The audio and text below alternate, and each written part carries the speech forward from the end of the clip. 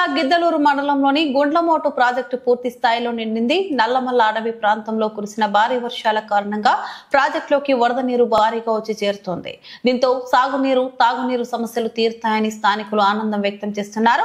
వర్షాలు కొనసాగుతుండటంతో ప్రాజెక్టులోకి మరింత నీరు చేరే అవకాశం ఉందని అధికారులు తెలిపారు.